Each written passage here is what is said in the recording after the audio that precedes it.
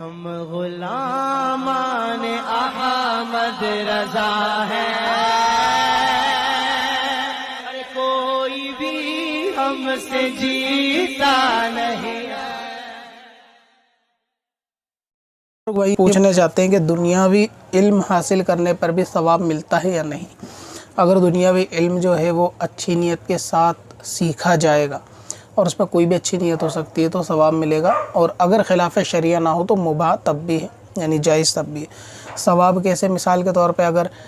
کوئی دوسری زبان سیکھتا ہے کسی دیش کی، تو اس زبان کے اندر جو ہے وہ اپنے دین کی کتابوں کے اندر مدد کرے گا، ٹرانسلیٹ کرنے میں مدد کرے گا، یا وہاں کے لوگوں، یا وہاں اگر رہتا ہے تو وہاں کے لوگوں کو دین سمجھانے میں مدد کرے گا۔ اگرچہ مسلمانوں ہی کو سمجھانے میں وہاں کے مدد کرے تو بھی کام ہو سکتا ہے، یا پھر یہ کہ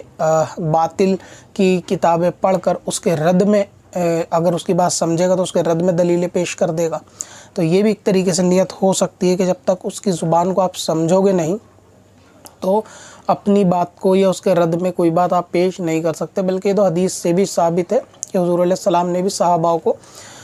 دوسری زبان، سریانی زبان سیکھنے کی جو ہے نا ترغیب دلائے کہ آپ فلاں زبان کو سیکھو، تاکہ وہاں کے بادشاہ کو جب دین کا پیغام لکھوایا جاتا تھا تو ان کو اس زبان میں لکھوایا جائے، تو صحابی ان کی زبان میں لکھتے تھے، پھر ان کی زبان میں جو آتا تھا تو ان کو پڑھتے تھے۔ تو دوسری زبانوں کا سیکھنا یا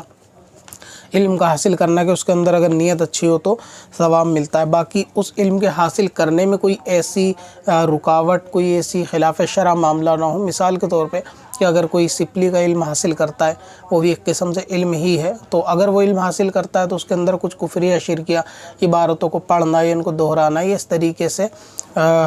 معبود سمجھ کے غیر اللہ سے مدد مانگنا، یہ سب چیزیں اس میں بہت ساری شامل ہوتی ہیں جو خلاف شریعہ۔ تو اس قسم کے علم سے یا اس اصول کے حساب سے دوسرے ایسے ہی علوم سے کہ جس کے اندر خلاف اسلام بات پیش کی جاتی ہو یا عقیدہ نظریہ بیان کیا جاتا ہو، اس سے دور رہتے ہوئے اگر کامن جنرل علم حاصل کرے گا، چاہے وہ زبانی ہو یا کسی اور فیلڈ کا ہو جیسے میتھ، سائنس، کمپیوٹر، تو اس کو سیکھا جا سکتا ہے۔